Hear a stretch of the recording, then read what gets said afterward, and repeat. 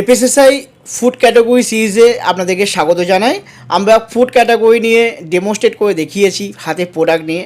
আজকে আপনাদের সাথে আলোচনা করতে চাইছি ফুডের সাব ক্যাটাগরি, অর্থাৎ ম্যানুফ্যাকচারিং ক্যাটাগরিতে যদি আপনি কোনো অ্যাপ্লিকেশান করেন তখনই আপনার ফুডের সাব ক্যাটাগরিটা ব্যবহার হয়, না হলে আপনার হোলসেলার, রিটেলার, ট্রেডিং বা ফুড সার্ভিসেস ক্যাটাগরিতে সাব ক্যাটাগরি প্রয়োজন হয় না। সাব ক্যাটাগরি শুধুমাত্র ম্যানুফ্যাকচারিং ইউনিটের জন্য প্রযোজ্য হয়। একটা উদাহরণ দেওয়া যাক, ধরে নিন আপনি কোনো একটা প্রোডাক্ট ম্যানুফ্যাকচারিং ইউনিট হিসাবে আপনি প্রডিউস করছেন, বানাচ্ছেন। তো দেখা গেল আপনি বেকারি ইউনিট ওপেন করেছেন। তো বেকারি ইউনিটের মাদার ফুড ক্যাটাগরি হচ্ছে 7 আন্ডারে 7.1, 7.2 এরকমভাবে অনেকগুলো সাব ক্যাটাগরি আছে।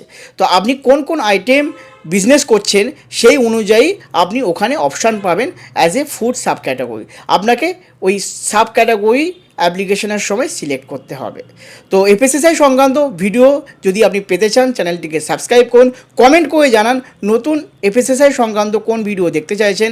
আর যদি আপনি অ্যাপ্লিকেশনের সহায়তা পেতে চান তাহলে ডেসক্রিপশানে দেওয়া নাম্বারে আপনি আমাদের সাথে কন্ট্যাক্ট করতে পারেন।